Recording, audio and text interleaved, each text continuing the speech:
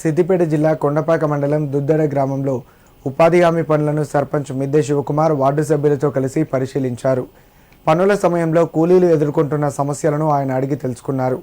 వేసవి తీవ్రతను దృష్టిలో ఉంచుకొని కూలీలకు పంచాయతీ పాలకవర్గ సభ్యులతో కలిసి చల్ల ప్యాకెట్లు పంపిణీ చేశారు.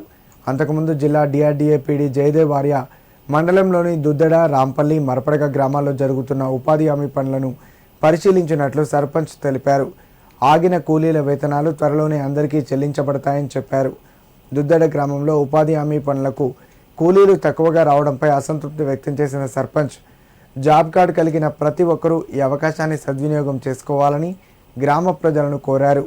ఈ కార్యక్రమంలో పంచాయతీ కార్యదర్శి చక్రపాణి, ఉపాధి హామీ ఫీల్డ్ అసిస్టెంట్ కిష్టయ్య, గ్రామ పంచాయతీ పాలకవర్గ సభ్యులు, కూలీలు పాల్గొన్నారు.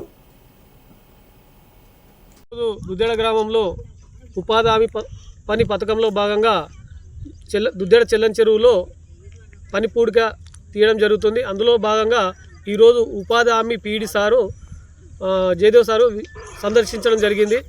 అందులో భాగంగా ఉపాధి హామీ కూలీలు తక్కువ ఉన్నారని చెప్పేసి మా దృష్టికి తీసుకురావడం జరిగింది.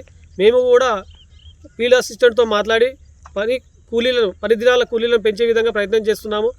వేసవి దృష్ట్యా, ఎండల దృష్ట్యా పని ప్రొద్దున 6 గంటలకు వచ్చేసి 10 గంటలకు పోయే విధంగా మన ఫీల్డ్ అసిస్టెంట్ను కోరడం జరుగుతుంది.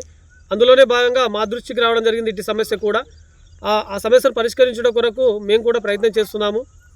మళ్ళీ అదేవిధంగా కూడా వేసవి దృష్ట్యా వాళ్ళకు పాలకవర్గం తరఫున వాళ్ళకి మజ్జిగ ప్యాకెట్లు పంపిణీ చేయడం జరిగింది.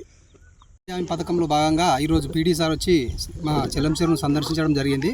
ఉపాధి హామీ కూలీలు జర తక్కువగా ఉండడం వల్ల సర్పంచ్ గారికి ఇన్ఫర్మేషన్ ఇవ్వడం పాలవర్గం అందరం ఇక్కడికి వచ్చి మేము కూడా అందరికీ అవేర్నెస్ తీసుకురావడానికి, మందిని ఎక్కువ తీసుకురావడానికి ప్రయత్నం చేస్తామని పీడీ సార్కు మేము చెప్పడం జరిగింది.